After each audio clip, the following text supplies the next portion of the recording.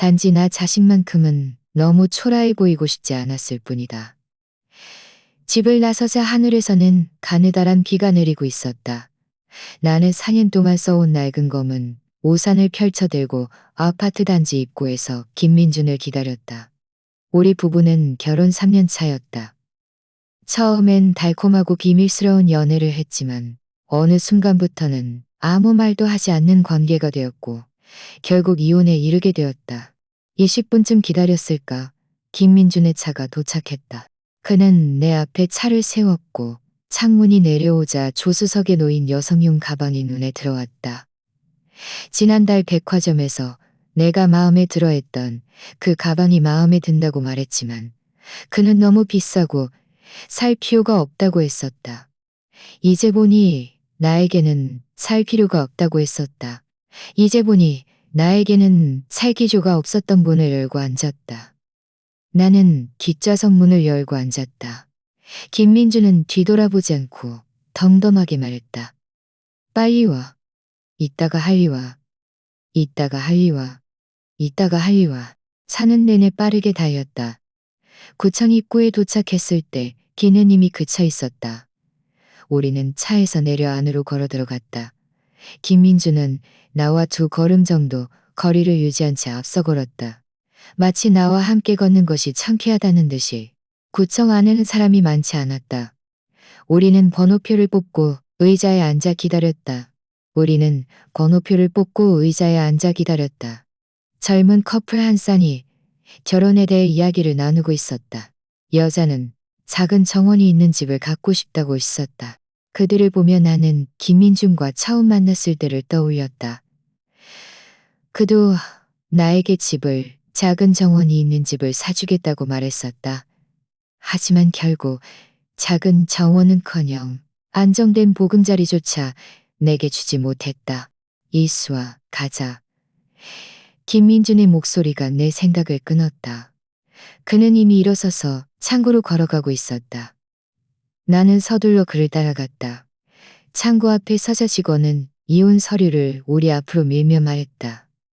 정보 확인하시고 문제 없으면 아래에 서면해 주세요. 나는 펜을 들었다. 손이 살짝 떨렸다. 서류의 모든 조항이 마치 바늘처럼 내 심장을 찔렀다. 재산 분할 항목에는 공동재산 없음. 각자의 물품은 각자의 소유라고 적혀 있었다.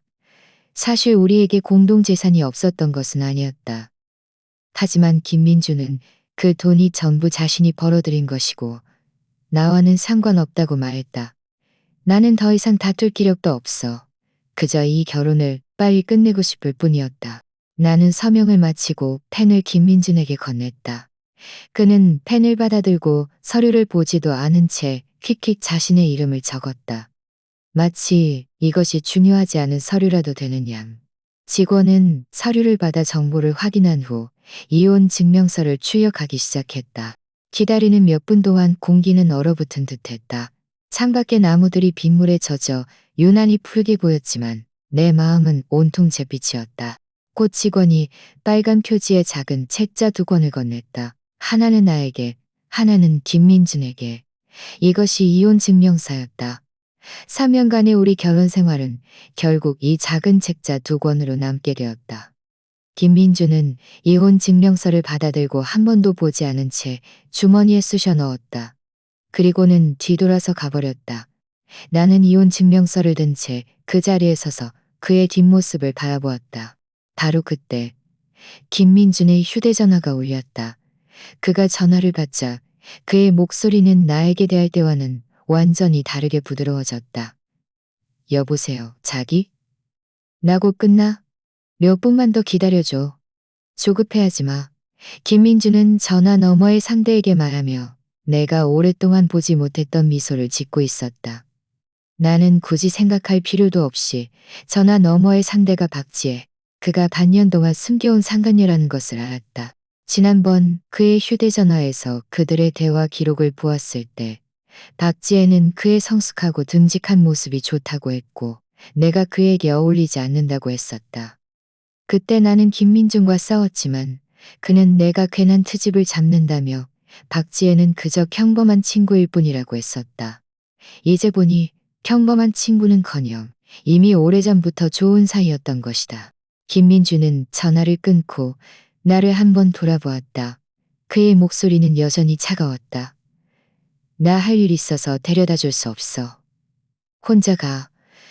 그 말을 마치고 그는 구청을 성큼성큼 걸어 나갔다. 내가 할 말이 남아있는지는 전혀 신경 쓰지 않았다. 나는 구청 로비에 서서 이혼 증명서를 움켜쥐었다. 결국 참았던 눈물이 터져 나왔다. 3년간의 결국 그의 차가운 태도와 뒤돌아 떠나는 모습, 그리고 뒤에 숨어있던 상간녀로 막을 내렸다. 나는 깊이 숨을 들이쉬고 눈물을 닦았다. 울지 말라고. 이혼했으니 잘된 거라고.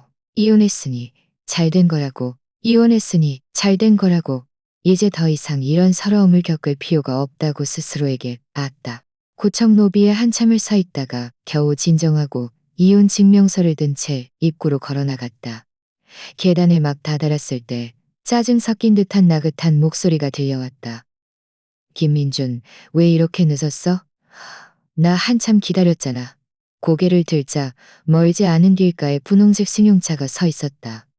차 옆에는 흰색 원피스를 입은 여자가 서 있었다. 아니요, 걔는 명품 가방을 들고 있었다. 파마한 머리에 명품 가방을 들고 있었다. 박지혜가 아니고 누구겠는가. 김민주는 박지혜에게 성큼성큼 걸어가 허리를 감싸 안았다. 그의 목소리는 한없이 부드러웠다. 미안해, 자기. 서류 처리하느라 시간이 좀 걸렸네. 오래 기다리게 해서 미안해. 박지혜는 입술을 삐죽 내밀며 김민준의 팔을 툭 쳤다. 너무 늦었잖아. 나 영화 보러 가기로 했는데 지금 가면 상영 시간 놓치겠어. 그녀는 이 말을 하면서도 내내 나를 노려보았다. 그 눈빛 속에는 특이한 영함이 가득했다. 분명 김민준과 3년을 함께 보낸 사람은 나인데 지금은 내가 그들의 관계를 방해하는 제3자가 된 것만 같았다. 김민준이 박지혜에게 보이는 모습을 보며 내 마음은 무엇인가에 찔린 듯 아팠다. 하지만 그보다 더 크게 느껴지는 것은 비웃음이었다. 그가 나를 쫓아다닐 때도 저렇게 나를 달랬었다. 이제는 그 모든 다정함을 다른 사람에게 주고 있었다. 박지혜는 아직 부족하다는 듯 김민준의 손을 잡고 차 쪽으로 걸어갔다. 내 옆을 지나갈 때 그녀는 일부러 걸음을 멈추고 내가 들을 수 있을 정도의 크기로 말했다. 여기 상관없는 사람 때문에 시간 낭비해서 기분 망치지 말고. 김민주는 그녀의 말에 따라 나를 한 번도 돌아보지 않고 걸음을 멈추지 않은 채 박지혜를 따라 그 분홍색 차에 올라탔다. 차가 출발할 때 박지혜는 일부러 창문을 내리고 나에게 손을 흔들었다. 그 표정은 더할 나위 없이 득이한양했다. 차가 서서히 멀어지더니 교차로에서 작은 점이 되어 사라지는 것을 보며 눈물이 다시금 터져 나왔다. 나는 휴지를 꺼내 눈물을 닦았다. 울지 말라고. 이런 남자는 가치 없다고 스스로에게 말했다. 하지만 눈물은 말을 듣지 않고 닦을수록 더 흘러내렸다. 그때 옆을 지나가던 아주머니가 내가 혼자 서서 오는 것을 보고 다가와 휴지를 건네며 말했다. 아가씨, 너무 슬퍼하지 마요. 좋은 남자 많아요. 당신을 소중히 여기지 않는 사람 때문에 울 가치 없어요. 나는 휴지를 가다들고 아주머니께 감사하다고 말했다.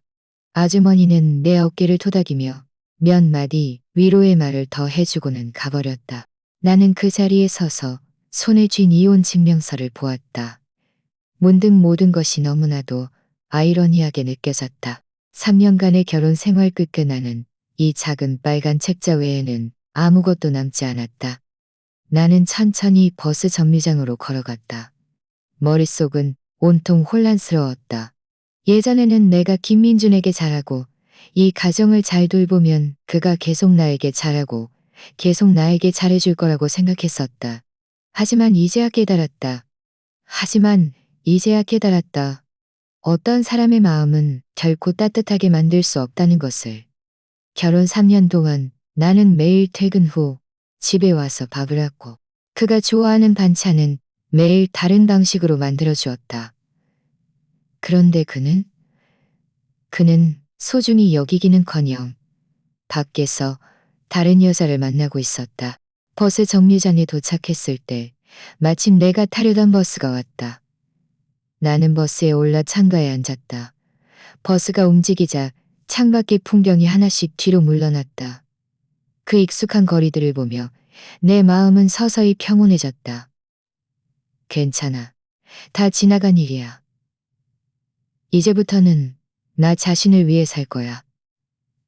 더 이상 김민준 때문에 나 자신을 억누르지 않을 거야.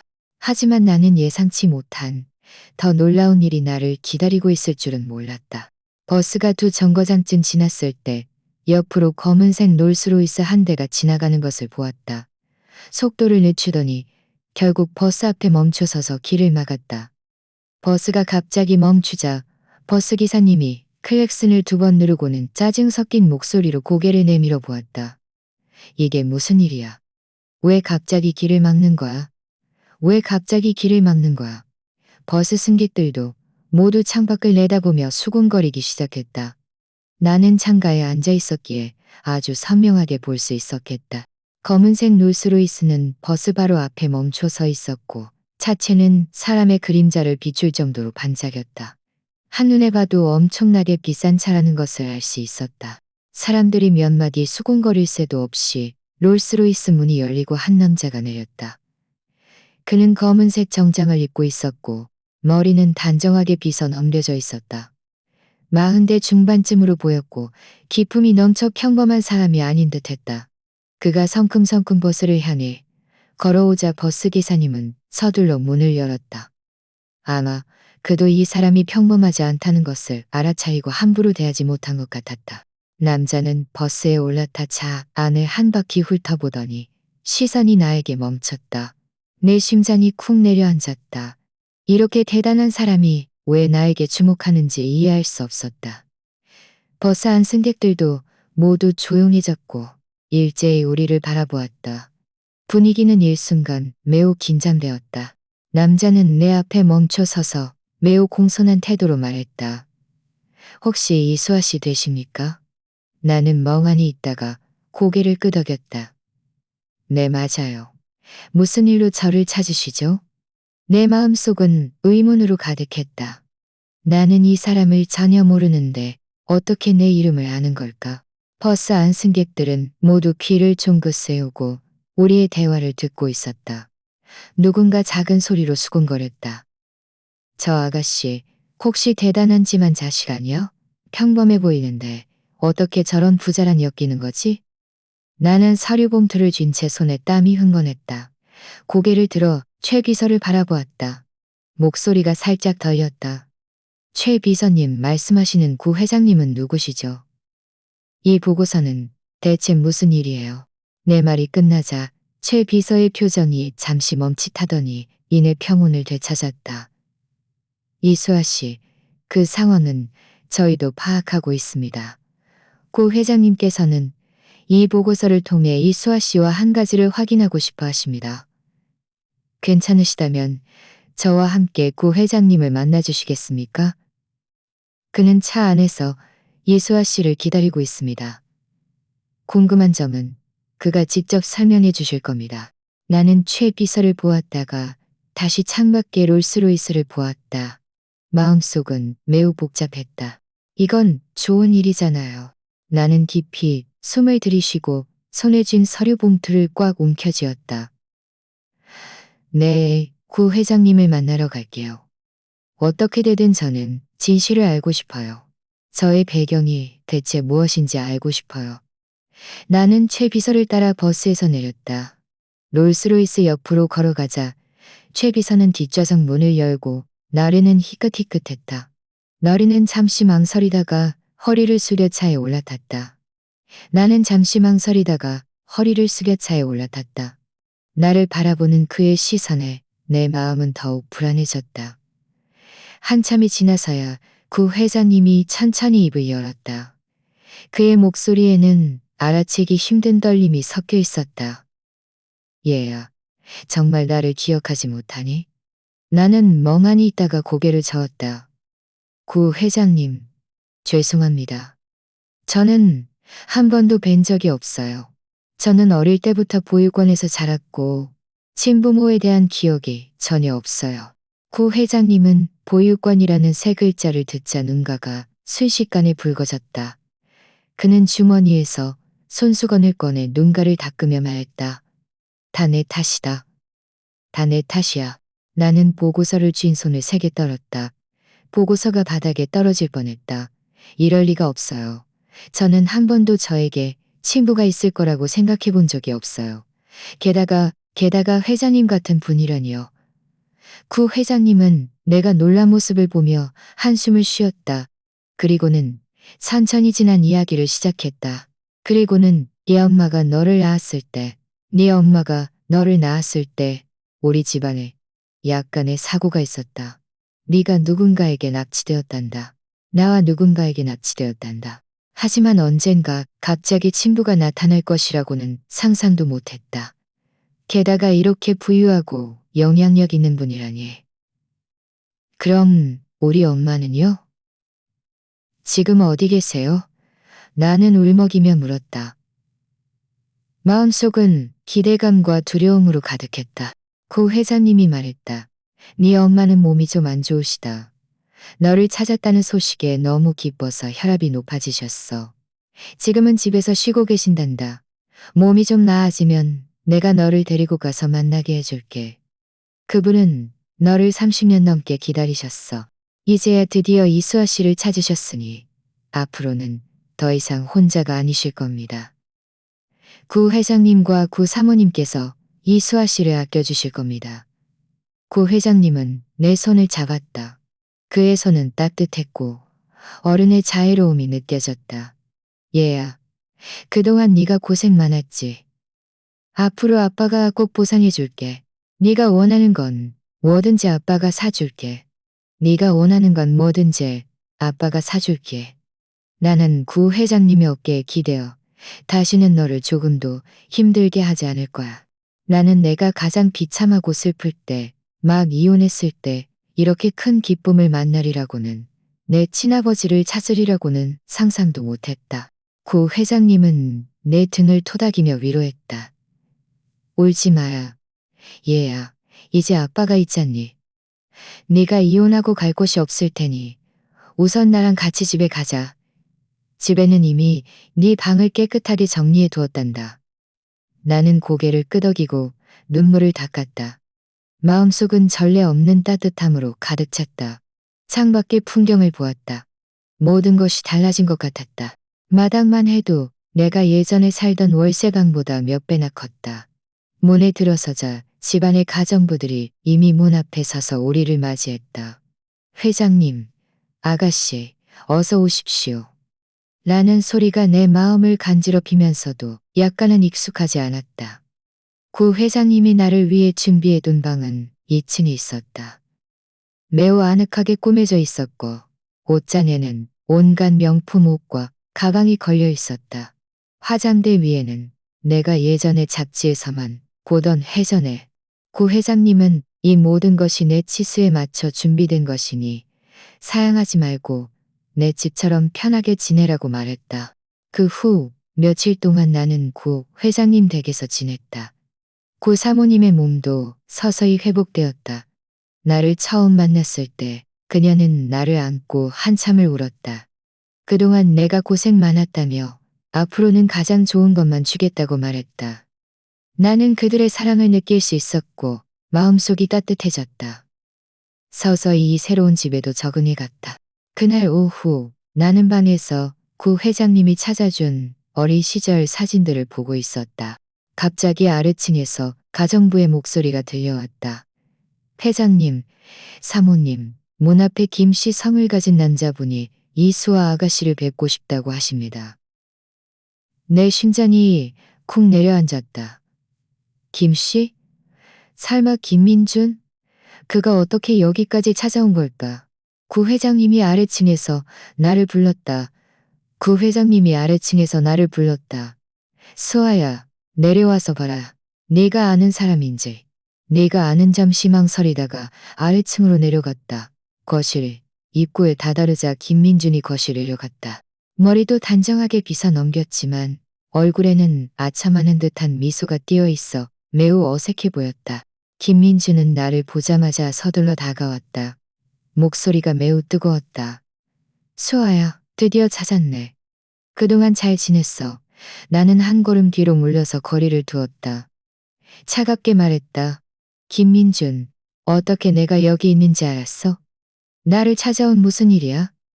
김민준은 손을 비비며 웃었다. 예전 이웃들이 네가 대단한 사람을 알게 돼서 이쪽으로 이사 왔다고 하더라고. 그래서 너 보러 왔지. 이건 내가 너에게 사온 선물이야.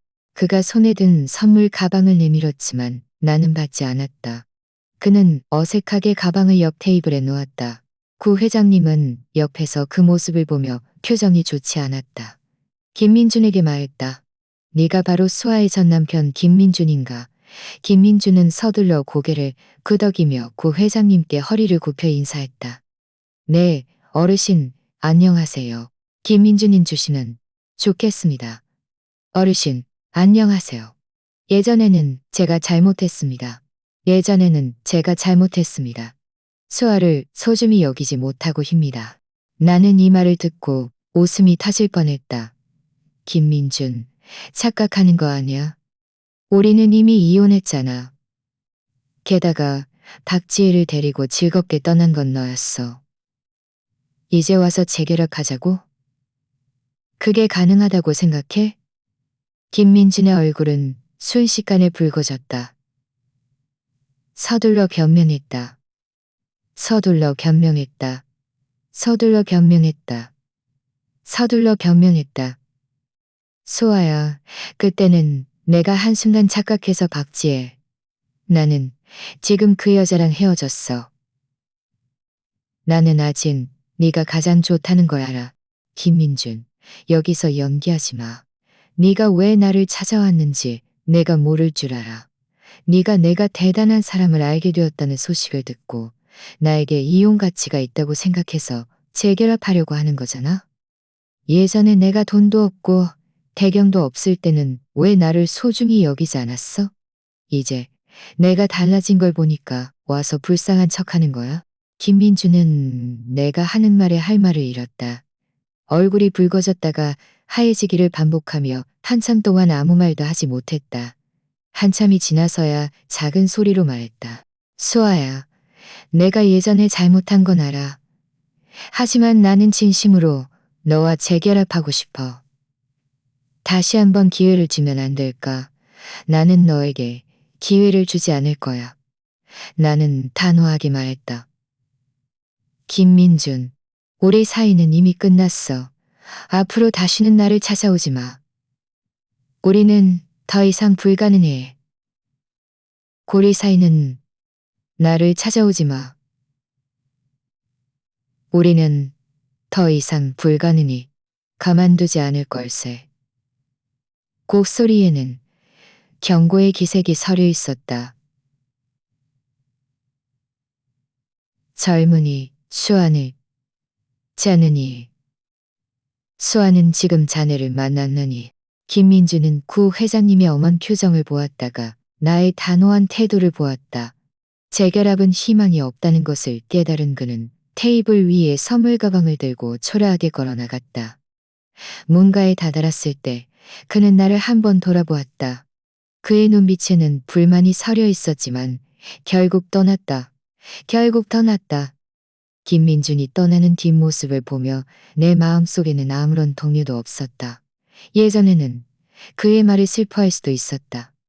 예전에는 그의 말에 슬퍼할 수도 있었다. 다시는 그와 같은 사람 때문에 나 자신을 억누르지 않을 것이다. 구 회장님은 내 어깨를 토닥이며 위로했다. 수아야, 저런 사람들과는 비교하지 마라. 이제 아빠가 있잖니. 아무도 너를 함부로 대하지 못할 거야. 나는 고개를 끄덕였다. 마음속이 따뜻했다. 나는 이제부터 내 인생이 예전처럼 잿빛이 아닐 것이라는 것을 알았다. 나에게는 완전히 새로운 시작이 있을 것이다. 김민준이 떠난 지 이틀 후 나는 마당에서 구 사모님과 꽃꽂이를 배우고 있었다. 갑자기 문 밖에서 시끄러운 소리가 들려왔다. 가정부가 허둥지둥 달려와 말했다. 회장님, 사모님, 문 앞에 어떤 여자분이 꼭 들어오겠다며 이수아 아가씨를 찾는데 막을 수가 없습니다. 내 심장이 쿵 내려앉았다. 불길한 예감이 들었다. 구 회장님은 눈살을 찌푸리며 가정부에게 말했다. 들어오게 해라. 누가 이렇게 예의 없는지 내가 한번 봐야겠다. 얼마 지나지 않아 노출이 심한 옷을 입은 여자가 성난 표정으로 걸어 들어오는 것이 보였다. 머리는 헝클어져 있었고 얼굴 화장도. 그녀는 나를 보자마자 눈을 크게 뜨고 빠르게 달려와 내 코앞에 손가락질하며 욕을 퍼부었다. 이수와 이 천박한 년. 네가 김민준을 유혹한 거지? 그렇지 않으면 그가 왜 나랑 헤어졌겠어. 내 손에 든 꽃가지가 바닥에 떨어질 뻔했다. 구 사모님은 서둘러 나를 뒤로 숨기고 차갑게 박지혜를 바라보았다. 당신 누구야? 말버릇이 왜 그래? 우리 집에서 소란 피우는 거 보니 교양이라고는 없군. 박지혜는 구 사모님을 전혀 아랑곳하지 않고 여전히 나를 가리키며 욕설을 퍼부었다. 이수아, 네가 돈 많은 남자 꼬셨다고 잘난 줄 알아? 너는 그저 아무도 원치 않는 고아일 뿐이야. 예전에는 김민준이랑 같이 살면서 그에게 의지했으면서 이제 와서 무슨 아가씨인 척이야. 이 말은 구 회장님을 완전히 격분시켰다. 그는 갑자기 테이블을 내리치며 목소리를 몇 배나 높였다. 닥쳐. 수아는 내 고진우의 딸이다. 니까짓 게 여기서 함부로 짓거릴 자격 없어. 박지희는 잠시 멍하니 구 회장님을 위아래로 훑어보았다. 그의 눈빛에는 경멸이 가득했다. 당신이 그 아빠라고? 내가 보기엔 그저 새로 사귄 후원자겠지. 이수아, 너 정말 대단하다. 김민준이랑 이혼하자마자 늙은 남자한테 의지하다니. 정말 천하디 천하군. 건방지다. 구 회장님은 화가 나서 얼굴이 하얘졌다. 문을 향해 소리쳤다. 경비원. 저 여자를 끌어내. 앞으로 우리 집 근처에 얼씬도 못하게 해. 문 앞에 서 있던 경비원 2명이 서둘러 달려와 박지혜의 팔을 잡고 밖으로 끌어냈다. 박지혜는 발버둥 치면서도 계속 욕을 퍼부었다. 이수아, 잘난 척하지 마. 김민주는 결국 내 거야. 너 같은 여우 같은 년은 결국 잘 될 리 없어. 나는 그녀가 경비원에게 끌려나가는 비참한 모습을 보며 조금도 통쾌함을 느끼지 못했다. 오히려 그녀가 가여웠다. 그녀는 여태껏 김민준이 자신과 헤어진 것이 나 때문이 아니라 내가 든든한 배경을 얻게 되자 자신을 버리고 나에게 다시 돌아오려 했다는 것을 깨닫지 못하고 있었다. 구 사모님은 내 손을 토닥이며 위로했다. 수아야, 저런 사람들과는 비교하지 마. 저 여자는 그저 너를 질투하는 거야. 마음에 담아두지 마. 나는 고개를 끄덕이고 깊이 숨을 들이쉬며 말했다. 엄마, 괜찮아요. 그냥 그 여자가 너무 가엾다는 생각이 들어요. 김민준 같은 남자를 보물처럼 여기다니. 구 회장님은 한숨을 쉬었다. 저런 여자는 눈에 돈밖에 없어서 사랑이 뭔지 전혀 모른다. 앞으로 우리 집 경비를 강화해야겠다. 아무나 함부로 들어오지 못하게 말이야. 그 말을 하는 동안 내 휴대전화가 울렸다. 김민준에게서 온 전화였다. 나는 잠시 망설이다가 전화를 받았다. 전화 너머에서 김민준의 다급한 목소리가 들려왔다. 박지혜가 너 찾아갔어? 나한테 너 찾아가서 따지겠다고 했는데 너 괜찮아? 나는 비웃었다. 김민준, 이제 와서 걱정하는 거야. 예전에 그 여자랑 같이 있을 때는 그 여자가 이렇게 무례할 거라고는 생각 못했어. 그 여자 방금 우리 집에서 난리치고 나보고 고아라고 욕하고 우리 아빠 보고 늙은 후원자라고 욕했는데 내가 괜찮을 것 같아? 김민준의 목소리는 순식간에 작아졌다. 수아야, 미안해. 다 내 잘못이야. 그 여자가 너를 찾아가게 하면 안 됐는데. 화내지 마. 내가 지금 가서 그 여자 혼내준 마. 박지혜는 너의 전 여자친구야. 그 여자 일은 나랑 상관없어. 앞으로 다시는 나에게 전화하지 마. 너의 목소리 듣고 싶지 않아. 말을 마치고 나는 전화를 끊고 그의 번호를 차단했다. 고 사모님은 나를 보며 흐뭇하게 웃었다. 수아야, 그렇게 생각하는 게 맞아. 저런 사람들과는 멀리해야 해. 앞으로 우리는 잘 지내자. 저런 불쾌한 사람들 때문에 기분 망치지 말고. 나는 고개를 끄덕였다. 테이블 위에 꽃가지를 들고 고 사모님과 계속 꽃꽂이를 배웠다. 햇살이 마당에 따스하게 쏟아졌다. 내 옆에서 나를 사랑해주는 가족들을 보며 마음속은 행복으로 가득 찼다. 예전에는 내가 아무도 원치 않는 아이였다고 생각했지만 이제야 알았다. 나에게도 나만의 집이 있고 진정으로 나를 사랑해주는 사람들이 있다는 것을. 그 불쾌했던 과거는 마치 한 줄기 바람처럼 이미 멀리 날아가 버렸다. 앞으로의 날들은 이 행복을 잘 누릴 것이다. 박지희가 쫓겨난 후 집은 드디어 평온을 되찾았다. 그날 저녁 식사 자리에서 고 회장님은 나를 보며 젓가락을 내려놓고 말했다. 수아야, 네 배경에 대한 몇 가지 이야기는 나와 네 엄마가 줄곧 너에게 제대로 말해주지 못했다. 오늘 제대로 이야기해줄게. 나는 하던 행동을 멈추고 고개를 끄덕였다. 구 사모님은 내 손을 잡았다. 그녀의 눈빛에는 다정함이 가득했다. 얘야, 그애 내가 너를 협박하려고 했던 거야. 내 심장이 갑박하려고 했던 거야. 네 아빠 회사가 막 시작 단계였어. 그래서 내가 가정부를 고용해서 돌봐달라고 했지. 그럼 그 후엔 어떻게 됐어요? 그 가정부를 찾지 못했나요? 구 회장님은 한숨을 쉬었다. 그의 목소리에는 자책감이 가득했다. 우리는 당연히 찾았지. 네가 납치되던 날 나와 네 엄마는 미친 사람처럼 온 사방을 찾아다녔어. 경찰에도 신고하고 사람을 시켜 전국 각지로 수송을 했지만 그 가정부는 마치 증발해버린 듯 아무런 소식도 없었어. 나중에야 우리가 알게 되었지. 그 여자가 너를 외국 지역의 보육원 문 앞에 두고 자신은 돈을 챙겨 해외로 도망갔대 두고. 지난 세월 동안 나와 네 아빠는 너를 찾는 것을 결코 포기하지 않았어. 우리는 매년 전국 각지의 보육원을 찾아다녔고 인터넷에도 많은 가족 찾기 정보를 올렸지만 매번 실망만 안고 돌아왔지.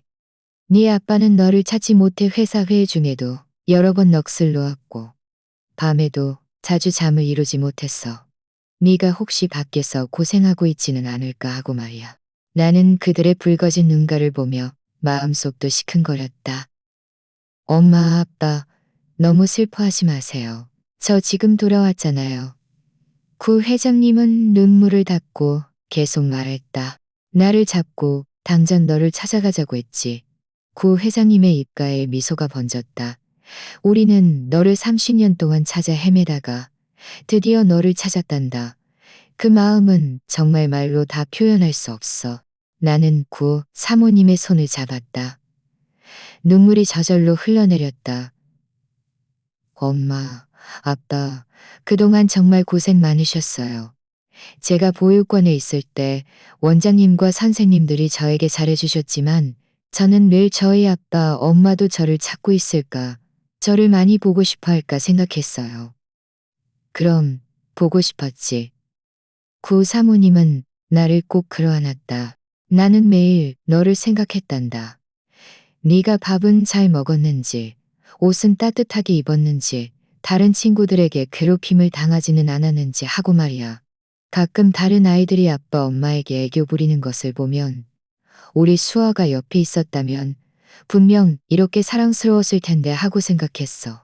구 회장님은 우리를 꽤 사랑스러웠을 텐데 앞으로 회사의 많은 일들도 네가 좀 더 가벼워졌다.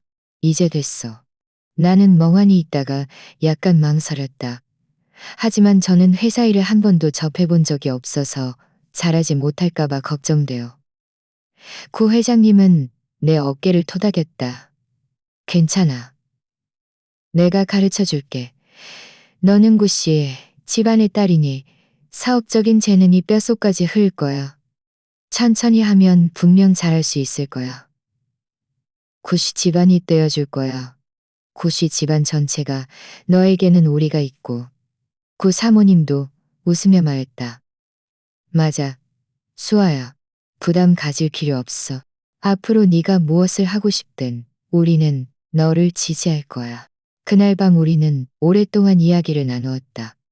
그들의 젊은 시절 이야기부터 내가 보육원에서 지낸 삶, 그리고 그 후 직장 생활과 결혼 생활에 대한 경험까지. 구 회장님과 구 사모님은 매우 진지하게 들었다. 내가 김민준 집에서 서러움을 겪었던 이야기를 들었을 때 그들은 매우 불행하다고 생각했다. 진작에 나를 찾아서 그런 고생을 겪지 않게 했어야 했다고 말했다. 침대에 누워 천장을 바라보았다. 어릴 때부터 부모 없이 자랐고 결혼 후에는 김민준 같은 사람을 만났으니. 하지만 이제야 알았다. 나는 불행한 것이 아니라 단지 30년 늦게 내 가족을 찾았을 뿐이라는 것을. 다음 날 아침 구 회장님은 운전기사를 시켜 나를 백화점에 데려다 주어 옷을 사게 했다. 예전에는 옷을 살 때 항상 싼 것만 골랐고 많아봐야 몇만 원짜리 옷을 샀었다. 하지만 이번에는 구 사모님이 나와 함께 명품 매장에 갔다. 그녀는 원피스 하나를 가리키며 말했다. 수아야, 이 원피스 너에게 잘 어울리겠다. 한번 입어봐. 가격을 보니 무려 몇백만 원이나 해서 깜짝 놀라 서둘러 고개를 저었다. 구 사모님은 웃으며 말했다. 바보 같은 아이, 이제는 달라졌어. 너는 굿씨, 집안의 아가씨야. 마땅히 갖춰야 할 품격은 갖춰야지. 앞으로 네 아빠랑 같이 상업 행사에 참석하려면 단정하게 입어야 해. 구 사모님의 고집에 나는 였고 여러 벌의 옷을 알았다. 구 사모님의 고집에 나는 였다. 더 이상 사모님의 고집에 나는 입고 몇 개의 가방과 신발도 샀다. 손에 든 쇼핑백을 보며 마음속은 마음속은 나는 곳이 집안의 따님이었고 나를 사랑해주는 부모가 있었으며 밝은 미래가 있었다. 내가 굿씨 집안의 따님이라는 것을 안 후로 내 삶은 천지개벽할 정도로 변했다. 구 회장님은 매주 나를 회사에 데려가 업무를 익히게 하고 보고서를 보는 법, 협상을 하는 법을 가르쳐 주셨다. 처음에는 아무것도 몰랐지만 그의 인내심이 있는지도 덕분에 서서히 간단한 업무는 처리할 수 있게 되었다. 구 사모님은 자주 나를 데리고 다양한 자선 만찬과 비즈니스 모임에 참석하며 예절을 가르치고 업계 비즈니스 모임에 참석하며 그날 나는 구 회장님과 함께 건축 자재 박람회에 참석했다. 전시관 입구에 다다르자 익숙한 뒷모습이 전단지를 나눠주고 있는 것이 보였다. 자세히 보니 김민준이었다. 그는 세기발의 희끗해진 셔츠를 입고 있었고 깃은 구겨져 있었으며 머리도 헝클어져 있었다. 예전에 늘 체면을 차리던 모습과는 머리도 완전히 달랐다. 김민준도 나를 보았다. 그의 손에 든 전단지가 순식간에 바닥에 떨어졌다. 그는 내 옆에 서 있는 구 회장님을 보았다가 내가 입은 명품 정장과 손에 든 한정판 가방을 보았다. 그의 눈빛에는 놀라움과 부러움이 가득했다. 내가 말을 하기도 전에 구 회장님이 입을 열었다. 목소리는 차가웠다. 우리는 박람회에 참석하러 왔네. 자네는 여기서 무엇을 하고 있나? 김민준의 얼굴은 순식간에 붉어졌다. 그는 손을 비비며 말했다. 저는 여기서 전단지 나눠주는 일을 구해서 생활비를 벌고 있습니다. 나는 그의 초라한 모습을 보며 조금도 동정심을 느끼지 못했다. 그저 덤덤하게 말했다. 우리는 할 일이 있어서 먼저 갈게요. 말을 마치고 구 회장님을 따라 전시관 안으로 걸어 들어갔다. 김민주는 뒤에서 쫓아오며 소리쳤다. 수아야, 잠깐만. 내가 예전에 잘못한 건 알아. 네가 지금 이렇게 대단해졌으니 나 좋은 직장 좀 구해줄 수 없을까? 내가 앞으로 정말 열심히 하고 다시는 잘못하지 않을 거라고 약속할게. 구 회장님은 걸음을 멈추고 뒤돌아 그를 차갑게 바라보았다. 자네가 예전에 수아에게 함부로 대할 때는 왜 오늘을 생각하지 못했나? 우리 구씨 집안은 게으른 사람을 거두지 않고 자네 같은 은혜를 모르는 사람을 돕지도 않을 걸세. 자네나 잘 처신하게. 말을 마치고 그는 내 손을 잡고 전시관 안으로 들어갔다. 다시는 뒤돌아보지 않았다. 나는 전시관 유리창을 통해 김민준이 그 자리에 서 있는 것을 보았다. 바람 빠진 풍선처럼 초라해 보였다. 바람 빠진 풍선처럼 초라해 보였다. 구 사모님이 옆에서 작은 소리로 말했다. 저런 사람은 네게 그렇게 나쁘게 대하더니 이제 네게 그렇게 나쁘게 대하더니 마음속으로는 과거를 완전히 놓아버렸다. 예전에는 김민준의 배신 때문에 슬퍼하기도 했겠지만 이제 보니 그가 잘 지내든 못 지내든 나와는 아무 상관도 없었다. 나중에 한 번은 구 사모님과 내가 대형 마트에 갔을 때 다시 박지혜를 만났다. 그녀는 값싼 물건들로 가득 찬 쇼핑 카트를 밀고 있었고 몇천 원짜리 싸구려 옷을 입고 있었다. 얼굴 화장도 지워져 있었고 예전에 화려했던 모습과는 완전히 딴판이었다. 그녀는 나를 보자마자 질투와 불만 가득한 눈빛을 보냈지만 지난번처럼 소란을 피우지는 못했다. 그저 서둘러 쇼핑 카트를 밀고 가버렸다. 구 사모님이 웃으며 말했다. 저 여자 모습 좀 봐. 분명 김민준이랑 잘 지내지 못하는 거겠지. 예전에는 네 남자를 빼앗으려고 하더니 이제는 살림이 저렇게 어렵게 됐네. 나는 웃으며 아무 말도 하지 않았다. 나중에 예전 이웃들에게서 김민준이 박지혜와 헤어진 후 몇 번 박지혜를 찾아가 재결합하려고 했지만 박지혜에게 욕만 얻어먹었다는 이야기를 들었다. 박지혜는 김민준의 지원이 끊기자 별다른 능력도 없어 대형 마트에서 아르바이트를 하며 매우 어렵게 살고 있었다. 김민준은 전단지를 나눠주며 버는 돈이 너무 적어 월세도 내기 힘들었고 빚도 잔뜩 져서 매일 사람들이 빚독촉을 하러 찾아왔다. 어느 날 저녁 나는 집에 막 돌아왔을 때 김민준이 우리 집 고급 단독주택 문 앞에 웅크리고 앉아있는 것을 보았다. 그가 나를 보자마자 서둘러 일어났다. 그의 눈은 핏발이 서 있었다. 수아야, 제발 부탁이야. 나 한 번만 도와줘. 나 지금 정말 막다른 골목에 몰렸어. 네가 도와준다면 뭐든지 할게. 나는 그의 불쌍한 모습을 보며 조금도 동요하지 않았다. 우리 사이는 이미 끝났어. 네가 지금 어떻게 지내든 그건 네가 선택한 일이고 나랑은 상관없어. 어서 돌아가. 여기서 우리 가족 기분 망치지 말고. 그때 경비원이 다가와 김민준을 밖으로 끌어냈다. 김민준은 발버둥 치면서도 소리쳤다. 수아야, 내가 잘못했어. 다시 한번 기회를 줘. 다시는 너와 이혼하지 않을 거야. 내가 잘해줄게.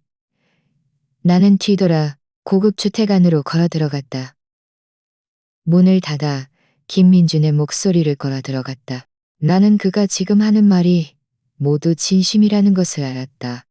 그는 정말 후회하고 있었다.